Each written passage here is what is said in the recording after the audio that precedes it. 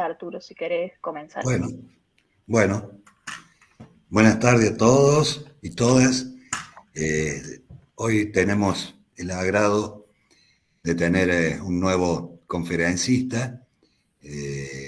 Antes que nada me quiero presentar, soy profesor geólogo Arturo Llupia, matrícula profesional 269 del Colegio Profesional de Geólogos de la provincia de Córdoba, soy su presidente.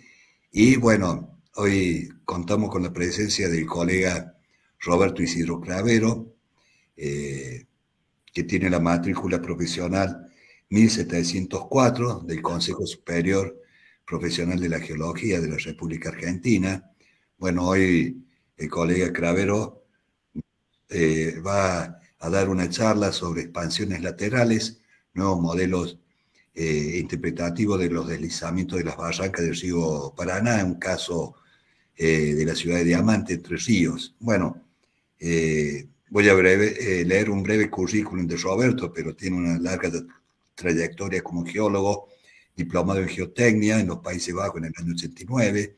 Él se recibió en la Universidad Nacional de Córdoba, en la Facultad de Ciencias Exactas, Físicas y Naturales en el año 1980.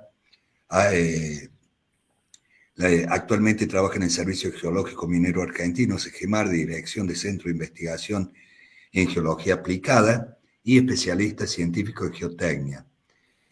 Por otra parte, estudio de proyectos técnicos con énfasis en dominio de la mecánica de roca, unidad de macizos rocosos y proceso de remoción en masas, tratamiento de impermeabilización de fundaciones, auscultación de excavaciones. Ha desarrollado su actividad profesional en agua y energía eléctrica desde 1980 en la etapa constructiva del complejo hidroeléctrico Río Grande, en Córdoba, donde se desempeñó en todo lo relativo a estabilidades de excavaciones subterráneas y superficiales, ocultación de excavaciones de presas, impermeabilización del macizo de fundación, entre otras. Y desde 1994 trabaja en el SEGEMAR, donde estuvo a cargo de distintas tareas y en la peligrosidad y mitigación de riesgos por eventos naturales, entre otros, estabilidad de ladera, el Parque Nacional Talampaya, el Parque Nacional La Quijada de La Rioja, proyecto de prevención y mitigación de riesgos geológicos del deslizamiento del Cerro Ermite en Comodoro Rivadavia, análisis de las condiciones geológicas y geotécnicas de la ciudad de Tartagal, medida de control y mitigación, Salta, evaluación de peligrosidad geológica de la ladera norte del lago Traful, bosque sumergido Neuquén, cooperación técnica internacional SEGEMAR e INGEM de Ecuador, y ha realizado estudios de aptitud de suelo afectado por recursos de remoción en masa con énfasis en la optimización de la planificación urbana, Cantón Santana y Cantón de Jama en la provincia de Manabí, Ecuador. Bueno, también ha participado con el Ministerio de Relaciones Exteriores y Culto en la Dirección General de Cooperación Internacional, el Fondo Argentino de Cooperación Sur-Sur, FOAR, capacitación académica para el programa de estabilización de zonas en La Paz, Bolivia.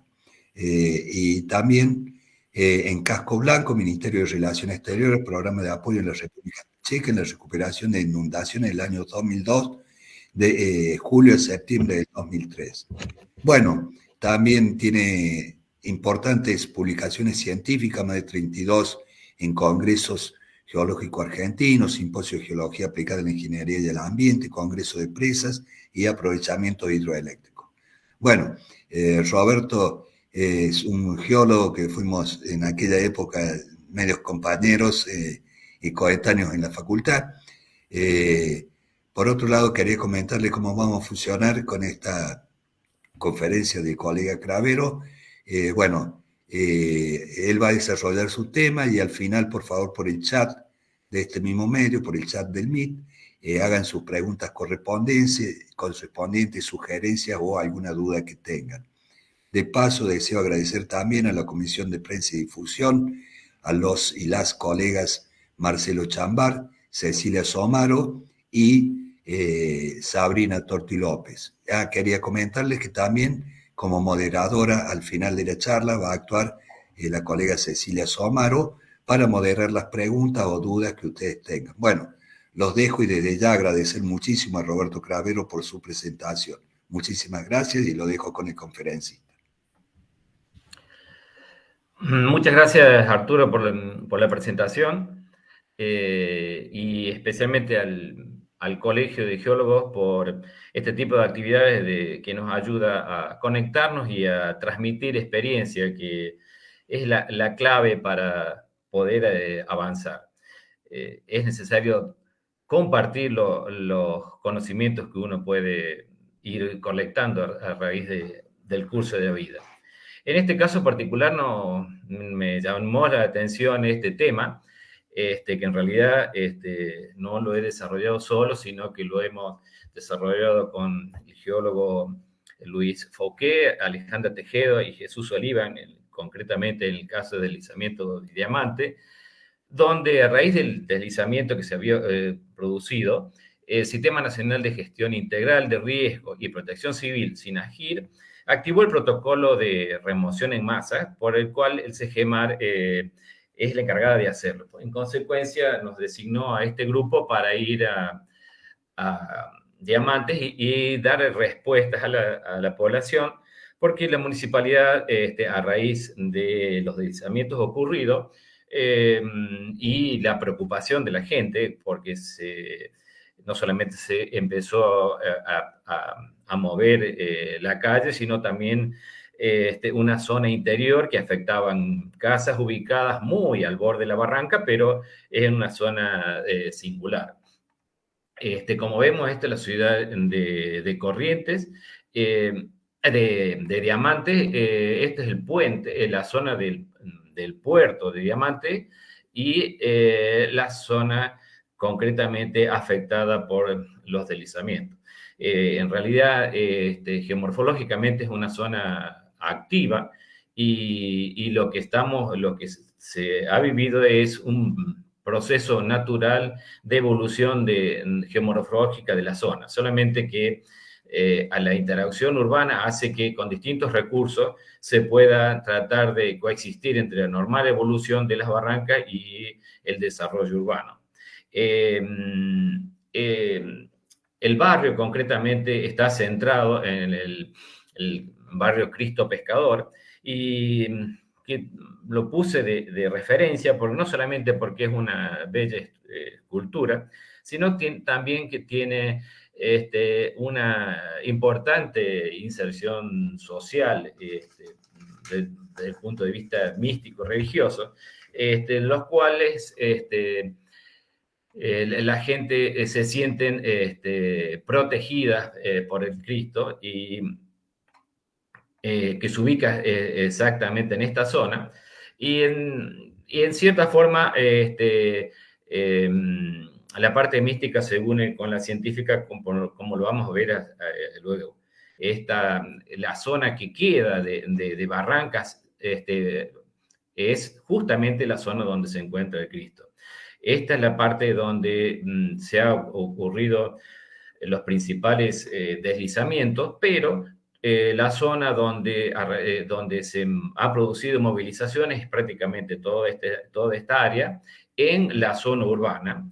Y esta zona inferior, que es justamente la zona que decía que es la zona de evolución de las barrancas, una zona que es las barrancas de Paraná han ido retrocediendo, genera una zona muy singular que es ahora llamada el Parque La Ribera. Cuando arribamos, justamente nosotros buscamos ver qué antecedentes teníamos y cuál era la situación. Esta fue la situación pre-deslizamiento. Estos son, como verán, son imágenes de Google. Y se pueden ver ya ciertos indicios en el suelo. Aquí está la zona del Cristo Pescador y se ven cómo se sigue marcando.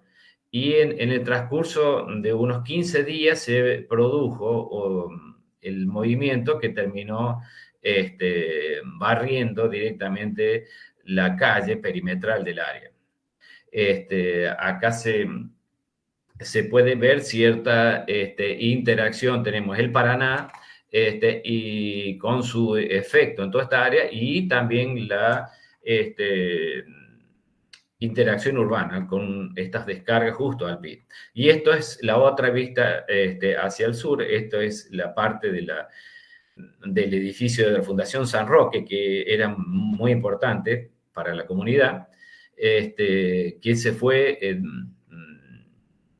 rompiendo, ahí se puede ver el avance, y esto es lo que, donde estaba antes la calle, ahora tienen directamente una descarga. Lamentablemente, en ese lugar daban de comer y servía como escuela a unos 100 chicos, de manera que era muy importante el lugar. Y la municipalidad, como forma preventiva, había desalojado 50 viviendas, y la solicitud de asistencia no solamente era para ver qué estaba pasando, sino qué se le podía decir a la gente.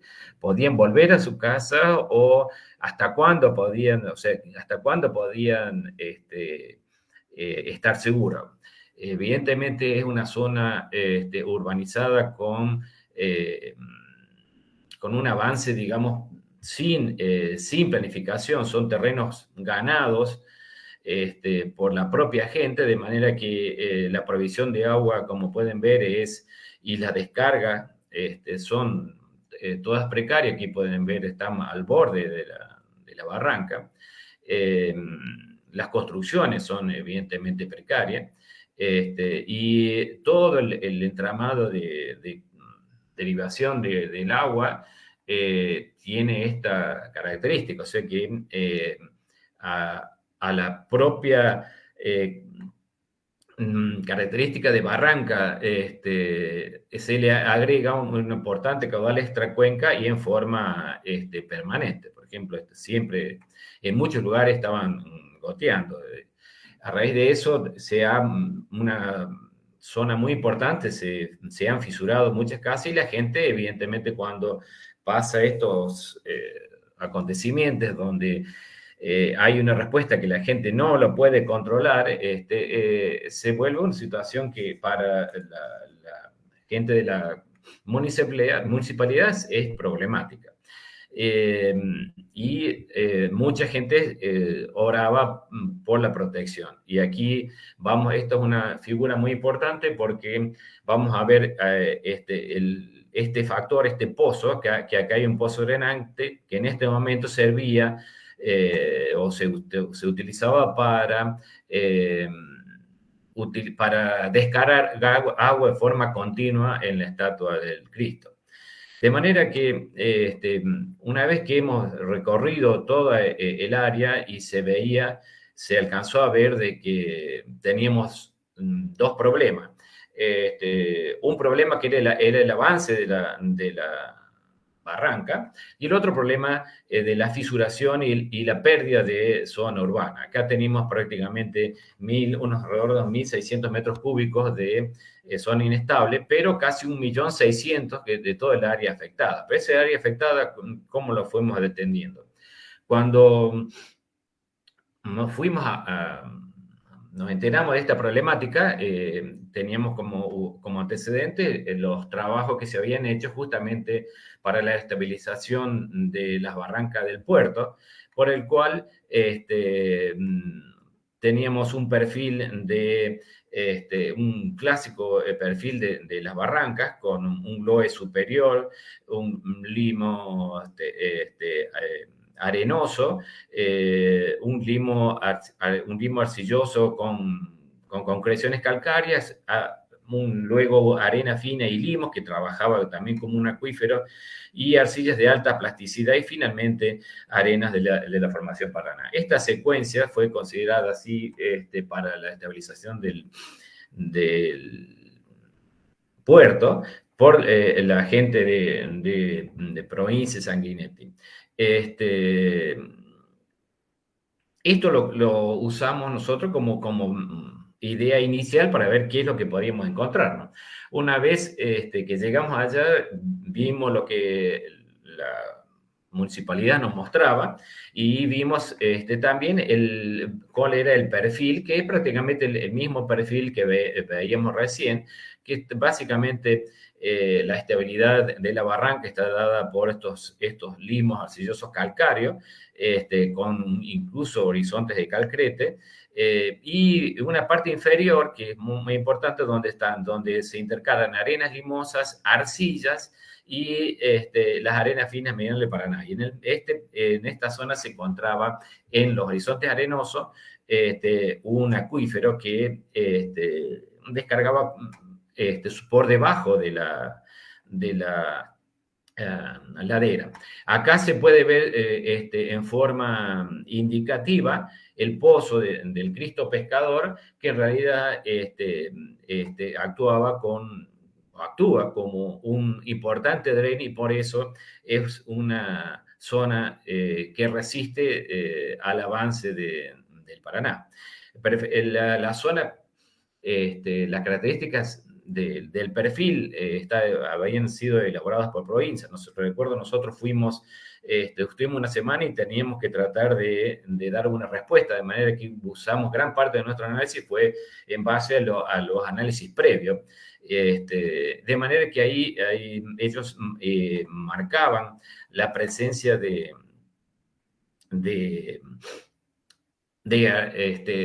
un arcillo de alta plasticidad, que después nosotros hicimos análisis complementario y nos dieron también de 50 a 70 de índice de plasticidad. Luego de haber observado lo que teníamos arriba, ahí está la Fundación San Roque, y lo que veíamos recién de la pérdida de la calle lateral, y observen Aguaribay, porque es un elemento guía que nos va a servir, que nos sirvió, y espero que sirva a ustedes ahora para entender la dinámica del proceso. O sea, una vez que vimos qué es lo que estaba pasando arriba, donde veíamos la deformación, pero excepto la proyección hacia adentro no era tan importante, y sí se sumaba este efecto con las características de algunos lugares de suelo escalazable, pero estaban bastante más alejados, estamos hablando de 200 metros de la barranca, de manera que no era esa problemática la interactiva acá. Cuando bajamos, la gente de la municipalidad nos fue mostrando cómo había evolucionado. Esto es lo que se ve desde arriba, de manera que al principio vimos unos colapsos gravitacionales normales, y no nos parecía que no cerraba con el esquema de antecedentes que teníamos. Sin embargo, cuando fuimos a la parte de abajo, acá está el Cristo Pescador y el Aguaribay, vimos que todo el terreno estaba movilizado y con fracturas de tracción, generando desplazamientos y descensos verticales. Acá se puede ver claramente cómo se van desplazando y los escalones producidos por los descensos. Tenemos huecos pueden ver el orden de 20, 30 centímetros de grietas de expansión.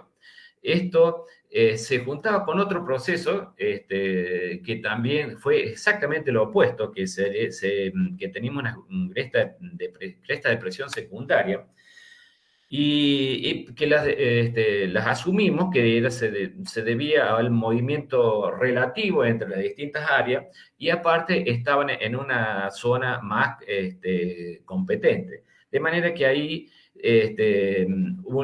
un bloque, un sector se movía y el otro permanecía más fijo, de manera que se generaban estas crestas. Lo interesante es que en los sectores más húmedos, estas crestas fueron mucho más plásticas, inclusive llegando a generar pliegues tumbados. ¿Sí? Pero también esto era un efecto muy superficial, y evidenciaba la interacción del movimiento entre distintas zonas. Pero en general había un movimiento hacia el río, con la particularidad de haber encontrado, voy a ir a la máquina anterior, fíjense, esto es una cresta de presión, todo reciente. Miren que el trébol está todavía verde en la misma grieta, y estas crestas de presión estaban formadas por las arcillas plásticas verdosas que teníamos acá en la base del perfil. Aquí tenemos todo el perfil, allá de vuelta de referencia el Cristo, y se ve que tenemos todo el descenso, fíjense, son importantes, y la cresta final, la foto esta está tomada prácticamente en el agua. Esto nos da todo un perfil, y esto nos acercó a un esquema de las expansiones laterales. Empezamos a pensar que teníamos un ambiente distinto. Tratando de acercarnos a la barranca, empezamos a encontrar zonas de vertientes. Aquí partes eran vertientes y partes eran aguas que se arrojaban al río, como vimos recién. Y lo que nos fue llamando la atención a medida que nos acercamos era que el proceso de desplazamientos seguía movilizado, se veía con un ambiente de tracción, con espesores de 30 centímetros. Ya aquí estamos acercándonos al pie de la barranca, y se observa esto es todo un bloque de calcrete que está separado. Luego esto se va cayendo, pero había huecos. Lo interesante es que no solamente teníamos, o sea, que acá hay un desplazamiento, o sea, todo este terreno se desplaza hacia el río con relación a este bloque, un bloque evidentemente caído de la barranca, sino que, fíjense, esta es una foto del mismo bloque, pero hacia el lado de la barranca, o sea que el bloque estaba separado tanto de un lado con el otro, o sea, evidentemente reflejando reflejando el esquema del comportamiento de los deslizamientos expansivos, deslizamientos laterales, donde el cual la parte inferior plástica se mueve y arrastra la parte superior más competente. Fíjense, disculpen, acá nos acercamos ya al pie de la barranca, y tenemos parte del derrubio ya, y el derrubio bien separado. O sea, también estamos hablando del orden de 20 centímetros. Se observa, cada grieta era de 20 o 30 centímetros. La sumatoria era muy importante. Fíjense, en el mismo derrubio la separación está concreta. Fíjense, acá está el tema de la barranca. Y ya llegando aquí, volvemos a la Guaribay, y ya llegando acá vemos que, contrariamente a lo que supuestamente, si fuese un deslizamiento gravitacional, que tendríamos un apoyo sobre el talud principal, acá tenemos un movimiento, una expansión neta. Fíjese que acá ya estamos hablando del orden del metro. Y evidentemente también se produce un descenso del material. Esto es visto ya más lejos. Nos cambió el esquema, es decir, bueno, estamos en otro esquema. Los caídos los desplomes gravitacionales y caídas de bloque es solamente una parte, pero después tenemos la fractura de tracción, las movilizaciones del terreno hacia el río, las crestas de presión primaria, las crestas de presión secundaria. O sea, tenemos todo un ambiente de expansiones laterales.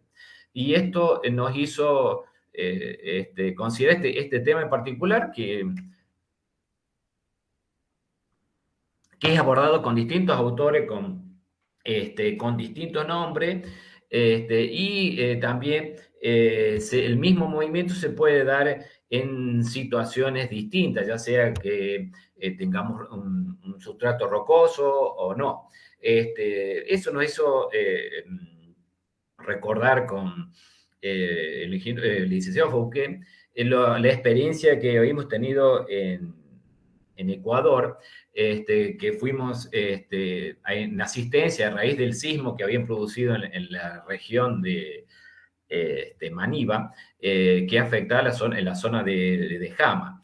Ahí vimos distintos tipos de estos deslizamientos laterales, ya sea los producidos con expansión lateral en laderas rocosas, que eso nos hizo recordar al tema del deslizamiento del Cerro Mito, donde tenemos una zona plástica inferior que generó una cresta de presión y un deslizamiento superior,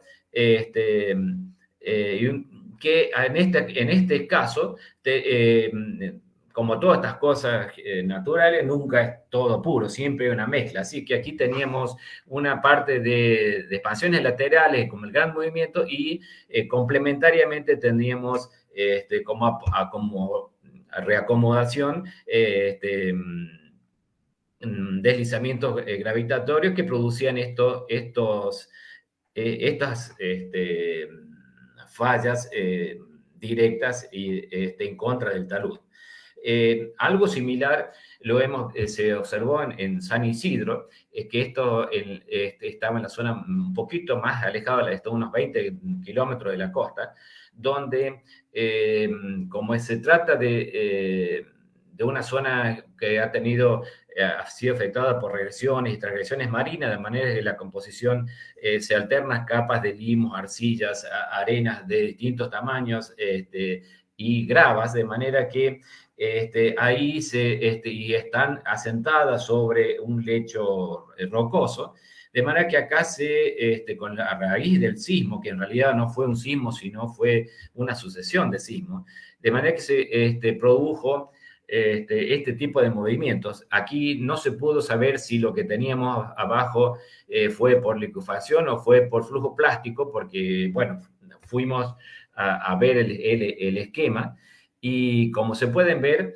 el movimiento es muy similar a lo que estamos viendo acá en Diamante, donde en un ambiente con poca pendiente, pero se produce todo un arrastre de la capa superior por el flujo plástico de una capa inferior.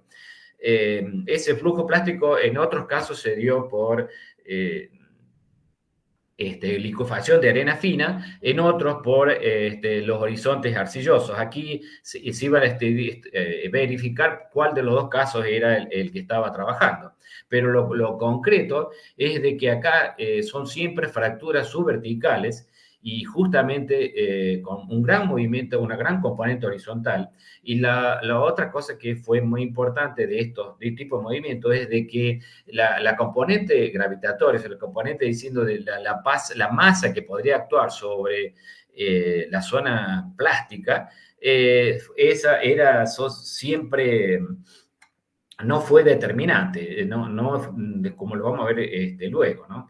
Y estaban los otros dos procesos, que es, como estamos hablando, de ya sea por arena o arcillas muy plásticas.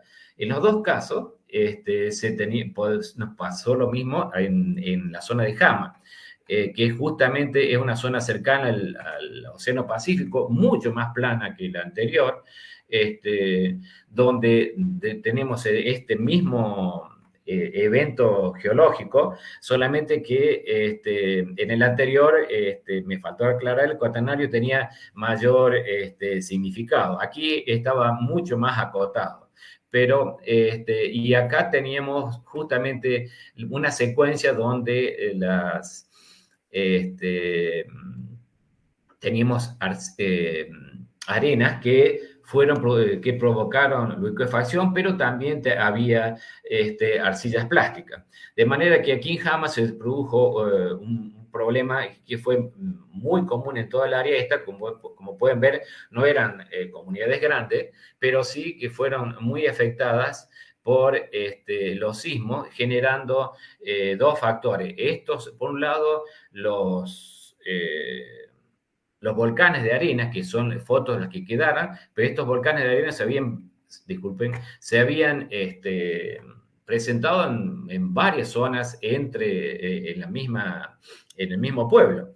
El tema era cómo solucionarlo a futuro. O sea, qué medidas preventivas hacer a futuro. Eso es una de las cosas que más les preocupaban.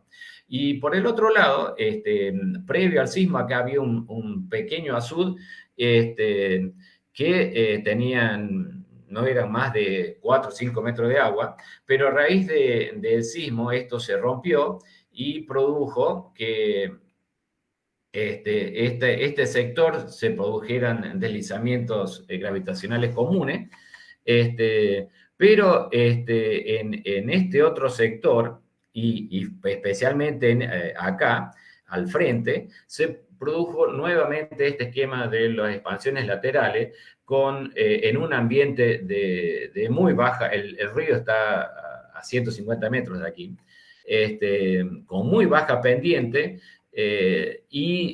con una gran movilidad, y fundamentalmente horizontal. Evidentemente aquí la otra cosa que se puede ver es que se sobreponen. Acá tenemos las crestas de presión que vemos acá, nosotros las tenemos alineadas en corriente, pero acá las crestas de presión que nosotros las tenemos bien en este caso, bien frente, en cambio acá la teníamos inmersa en el mismo. Nosotros pensábamos de que se debieron a los distintos sismos que se produjeron hasta una etapa inicial antes de la rotura del azud y luego ya sin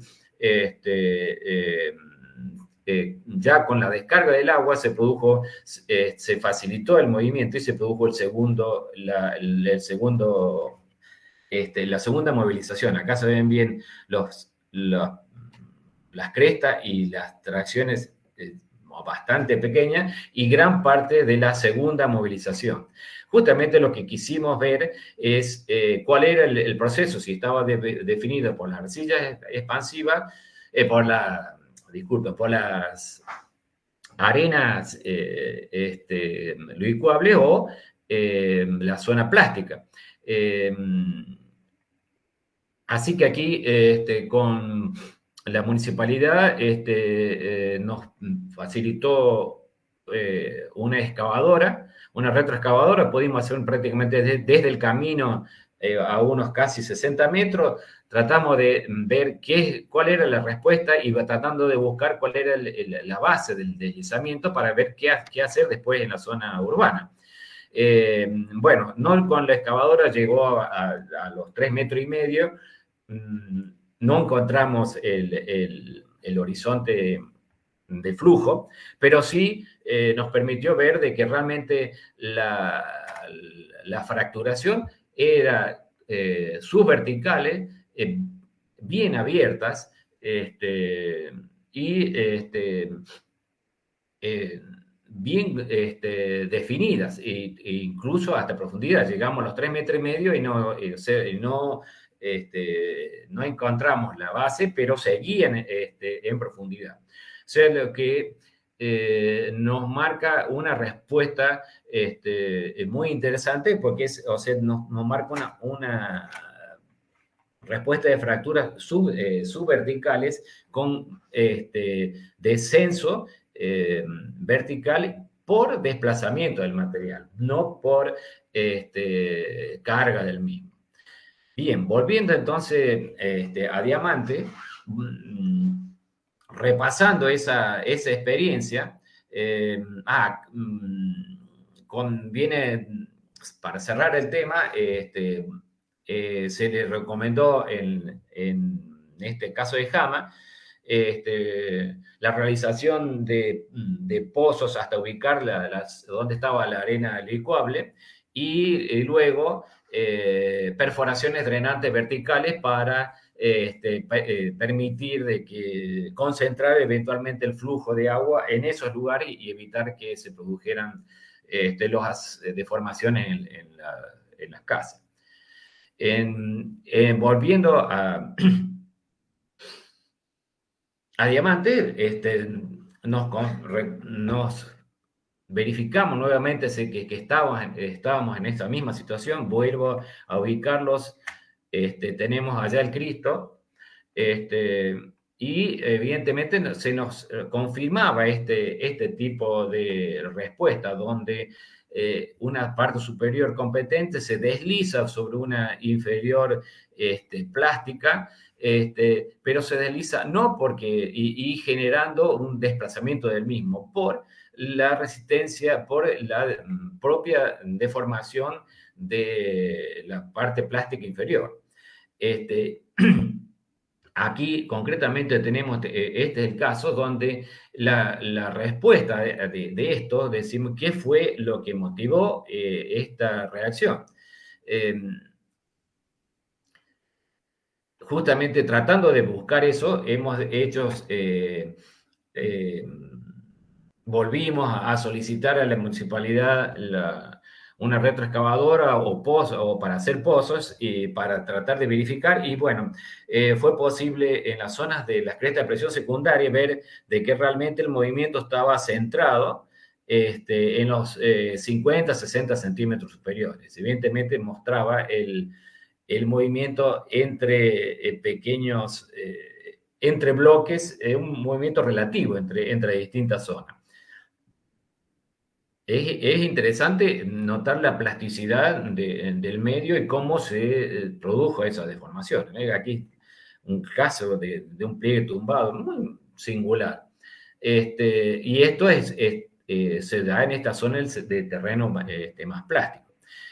Justamente aquí, la cresta de presión en el río da la arcilla verde, que es la que justo afloraba en la base del río, una plastilla con un índice de plasticidad que varía de 50, 70, 90, los gente que se hicieron después los estudios, también, se me escapó el nombre ahora, también me dieron que tenían una densidad, un peso unitario menor que el resto. Entonces, ¿qué es lo que pudimos ver en la zona inferior, el movimiento de la zona inferior? Por un lado, el movimiento está acotado por los trabajos del puerto, que es lo que lo tenemos de aquí hacia el norte. El rumbo general fue normal hacia el río. Entonces, justamente por eso es que aquí es donde estaba hicimos la calicata de la cresta de presión secundaria y esta es la calicata de la cresta de presión primaria al borde del río. Y finalmente hicimos hacer otra calicata que es en la zona media donde estaban los terrenos más movilizados. Acá se puede ver ya en la zona inmediata al río en la presencia de la arcilla verdosa, y acá se alcanza a ver lástima acá que la máquina lo fue tapando, pero esta justamente era la cresta de expansión y con los planos de cizalla. Son bien claros el plano de cizalla que trabajaba sobre elementos recientes. Obsérvense que esta es una soga que estaba en el medio. Evidentemente, aquí está el frente de la cresta de presión y la evolución de los distintos planos de corte. Evidentemente, la máquina, nosotros no teníamos los tiempos para trabajar con las calicatas como hace la gente neotectónica, pero bueno, nos sirvió para identificar el proceso, confirmar el tipo de movilidad. Fíjense, aquí está todo la zona, desde la barranca hasta el río.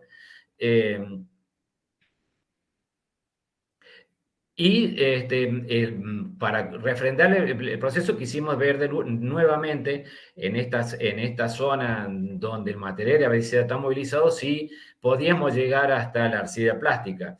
Evidentemente aquí nos pasó algo similar. La zona hicimos una calicata. El problema es que aquí encontramos enseguida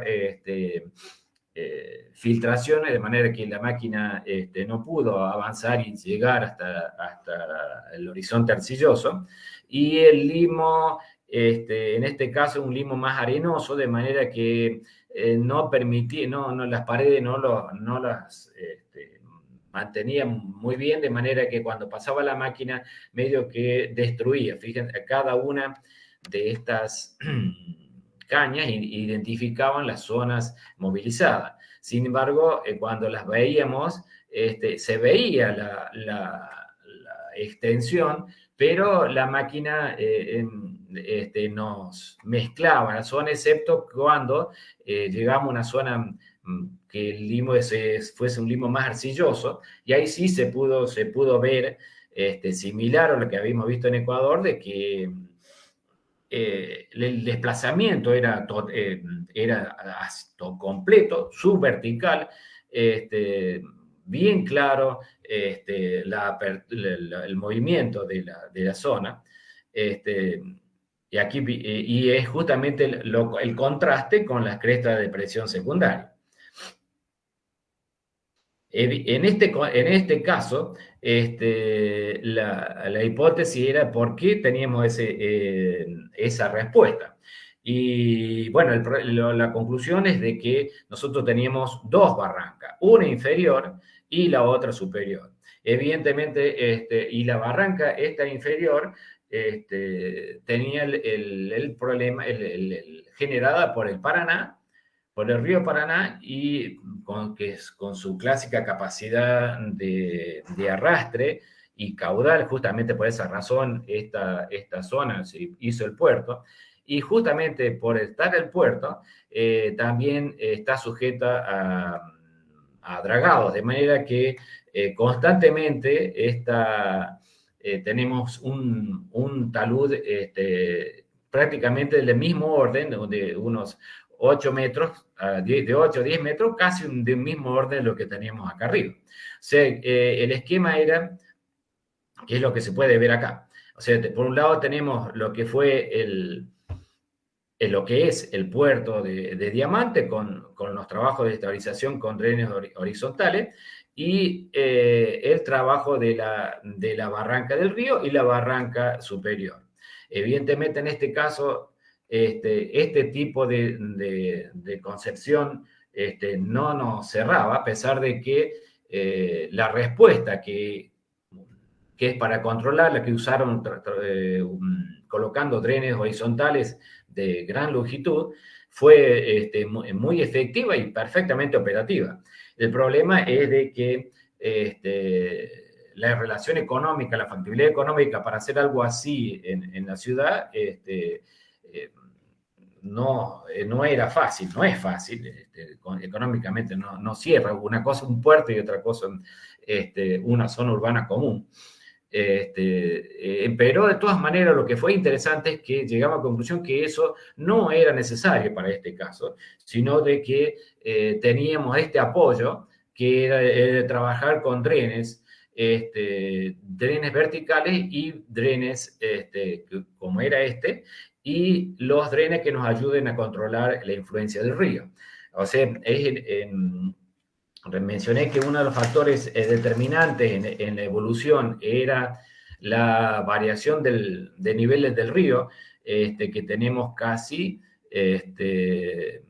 fíjense, disculpen, tenemos casi entre 4 y 5 metros de variación. Estos son los valores medio mensuales de 3 años, pero se alcanza a ver la variación mensual de la cota del río en ese lugar. Y esto es la variación diaria, y cuando la fecha en que se produjo el deslizamiento. Evidentemente, esto es un factor que ayuda a el ascenso y descenso del río. Es un factor que ayuda a trabajar la zona plástica, que la pone en un estrés hídrico, generando distintas presiones de poro que hace que lo sature y lo seque. O sea, cuando la diferencia de descenso es superior a la permeabilidad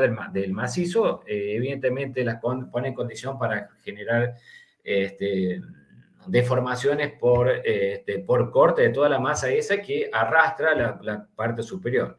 Fíjense la variación de los niveles del Paraná a la fecha, y nuevamente tenemos estos descensos, y en el 2002 nuevamente hubo parte del deslizamiento. O sea, ¿qué significa acá esta respuesta? Que al producirse esta variación, las arcillas se mueven y se mueven, ya hemos visto un volumen importante, y ese volumen permite que el resto del área se vaya moviendo hacia el río, todo como lo hemos visto, fíjese dónde estaba el camino, y terminando de descalzar la base de la barranca. Entonces, más que tener una barranca que colapsa por un esfuerzo gravitatorio, sino una barranca que colapsa por tracción, por falta de apoyo, justamente por perder el apoyo de la masa plástica que se encuentra en su base. Esto es la característica de este movimiento, es que afecta a un área grande, o sea, toda esta área es la que está movilizada, de manera que en forma retroactiva produce un estrés de relajación a toda la barranca, y por eso de a poco es que va perdiendo. La barranca anterior llegaba prácticamente a estos lugares. Esto es, por ejemplo, un nuevo deslizamiento ya en el año 22. O sea, ¿qué nos dio esto? En principio, nos permitió, al final de la semana, y considerando que había gente que estaba sin poder ir a su casa, considerar de que el tipo de movimiento iba a estar más centrado en la parte inferior y no tanto en la superior, de manera que no era tan riesgoso el movimiento. Lo que sí había que trabajar a futuro, o sea, lo que se había movilizado, parte estaba movilizado, pero también parte de las movilizaciones se deben a ese efecto de esos loes colapsables que también, limos loes colapsables que también tienen en la zona. El mal manejo del agua en el lugar es sistemático, y en el caso concreto del complejo San Roque, en ese momento dijimos de que el único que podía seguir sin ser habilitado, porque ahí hacía falta aparte revisar la parte técnica del mismo, la parte estructural del edificio. Entonces, la conclusión y el pedido de atención a la municipalidad fue de que, en principio, para trabajar en la parte urbana, era controlando la provisión de agua potable, el sistema de control de lluvias, que no todo esté dirigido hacia la barranca, ¿no?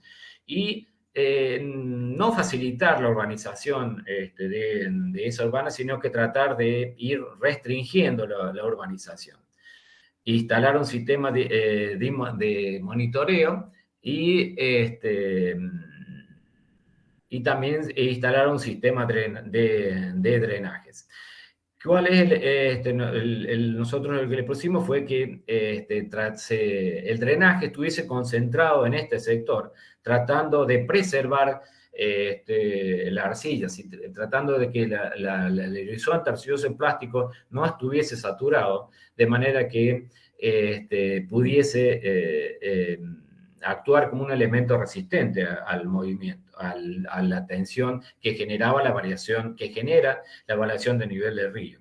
eso era directamente con unas trincheras como las que hicimos nosotros, pero como hicimos para este estudio, pero trabajando con drenes ranurados, aluvión seleccionado y geotextiles, de manera que nos serviría para captar todo el flujo que se dirige hacia el río y a su vez redireccionarlo también con la misma razón de forma gravitatoria, directamente de forma gravitatoria. Si era necesario acelerar el movimiento, se podría instalar bombas en estos lugares, bombas provisorias para ayudar a descomprimir, pero básicamente era trabajando a futuro. Y el otro complemento fue especialmente toda la zona de Barranca, tratar de aumentar, volver a la forestación del área y trabajando con muchos árboles tipo lapacho, tipo eucaliptos, que son bombeadores, que consumen mucha agua y ayudan a mantener el control de la parte inferior. Evidentemente, esto se complementaba con lo que decía antes, la urbanización controlada de la barranca, y si seguíamos urbanizando, evidentemente extender la provisión de cloacas en la zona. Esto es prioritario. Y el otro que tenía mucho más posibilidad de ejecución era mejorar la provisión de agua potable, y especialmente si se podía llegar con la colocación de caudalímetros que ayudaban a definir, que ayudan a definir si hay movimientos, a dónde está posible. Finalmente, el tema concreto era de que la estabilidad del área se podía asegurar trabajando con la estabilidad de la zona de la ribera, trabajando con el control del agua en la parte superior, y considerando que todo trabajo que tienda a limitar el agua en el subsuelo es un proceso concreto estabilizador. Y esto significaba que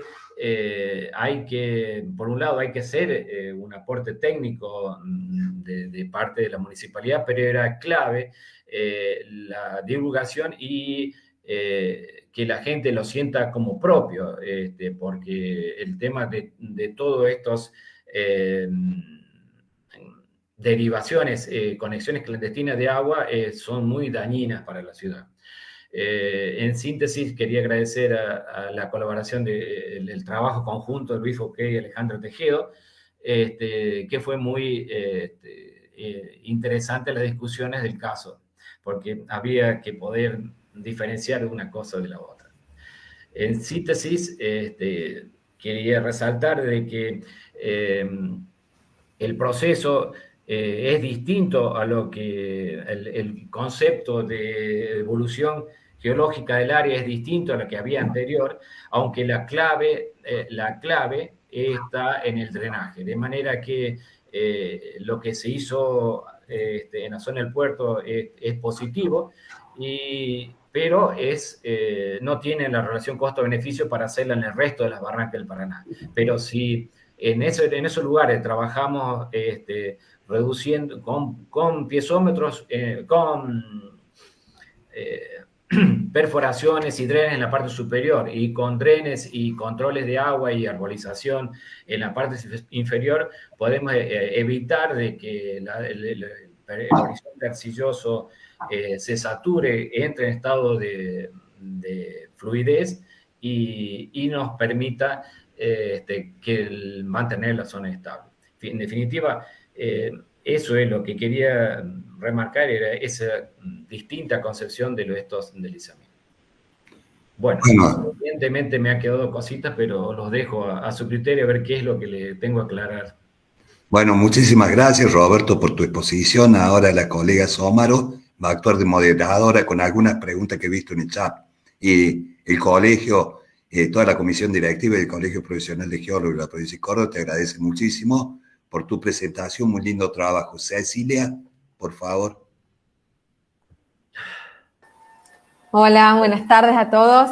Muchísimas gracias por participar de la jornada y a vos, Roberto, por esta clase que has dado, que es espectacular, que es raro, es un tema que no se ve muy seguido, así que muchísimas gracias. Gracias. Roberto, si querés, ahí arriba podés apretar donde dice detener la presentación y se te vuelve a estar. Ahí está. Bueno, en el chat han dejado algunas consultas, principalmente, bueno, dice Damián, que si esta investigación está publicada en algún lugar. Sí, esta publicación se publicó en el último Congreso Geológico. Y nosotros hicimos esta presentación, y después Brunetto, y no me sale el otro nombre, me disculpa, que son los que después, posteriormente, pudieron hacer con la municipalidad perforaciones para tratando de ver cómo estaba distribuida este horizonte arcilloso, y bueno, generaron mucho más datos que nos permitió verificar esta interpretación de los movimientos, ¿no? Lo que no está publicado es cuáles son las acciones finales que se hicieron.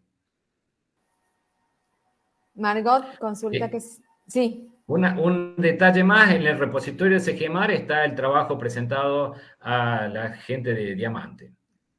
Así que si lo buscan, ahí puede estar. Margot dice que si existen estudios previos que permitan comparar la evolución de la barranca. Sí, hay justamente Sanguinetti, que había hecho el estudio en la zona del puerto, lo habían evaluado, y también Brunetto y este otro muchacho que me olvidé el nombre, también hicieron una evaluación comparativa. Incluso ellos hicieron un lindo trabajo de la evolución de la barranca con el transcurso del tiempo, ¿no? Que justamente eso o sea, incluso uno lo ve tranquilamente con imágenes históricas y fotografías, la evolución franca. Ellos lo complementaron con planos. Está un buen trabajo. Y también está publicado, creo. Bueno, no hay más preguntas, pero les siguen agradeciendo.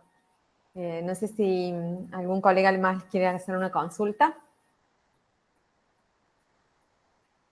La verdad que es un tema, bueno, yo vivo en Río Cuarto y el deslizamiento de barranca es bastante común después de cada tormenta, principalmente en los ciclos de tormentas cada 100 años, 80 años más o menos que se está estudiando, y no es tan grande como en este caso de Diamante, pero sí está afectando a zonas y barrios que se están mal localizando en los lugares de riesgo. Claro.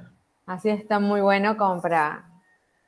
Nada que ver las características por las dimensiones, porque el río es importante, pero es muy interesante. Sí, a mí lo que me llamó la atención, y por eso la idea era divulgarlo, espero que haya sido claro, pero el tema de la concepción de las expansiones laterales es un esquema inverso al que uno está acostumbrado. O sea, es el horizonte inferior el que arrastra el resto, y consecuencia los mecanismos de estabilización son distintos, pero paradójicamente son mucho más económicos, porque basta con controlar el agua. Y no necesitamos una actitud preventiva muy profunda como si fuese los deslizamientos gravitatorios, ¿no? Entonces es esencialmente distinto y mucho más fácil de controlar, pero es difícil de visualizarla. Uno tiende a ver lo que está acostumbrado. Bueno, no hay más consultas en el chat. Sí. No habiendo más preguntas ni consultas, te agradecemos muchísimo la Comisión Directiva de Prensa y Difusión, Marcelo Chambar, Cecilia Somaro y Sabrina Torti López, y por mi parte y de toda la Comisión Directiva del Colegio Profesional de Geólogos, Deseamos agradecerte muchísimo por tu buena predisposición, hermosa la charla, muy interesante el tema y totalmente complacido con que me hayas visitado en nuestro colegio, aunque sea a través de estos medios ahora virtuales. Muchísimas gracias, Roberto, y agradecemos también a todos los participantes de la conferencia. Y síganos en nuestras redes, en Instagram, en Facebook, en la página del colegio. Vamos a seguir dando conferencias, cursos, talleres, simposios en lo que queda del año. Ya, fíjense, ahí hay un montón de publicaciones. Gracias, Cecilia, gracias, Roberto, y gracias a todos los participantes. Muy buena. Te recuerdo que esta charla ha sido grabada, así que también la vamos a subir en nuestro canal. Muchas gracias a ustedes, muy amables. Chao, saludos a todos. Hasta luego. Muchísimas gracias, Roberto. Gracias a ustedes, hasta luego.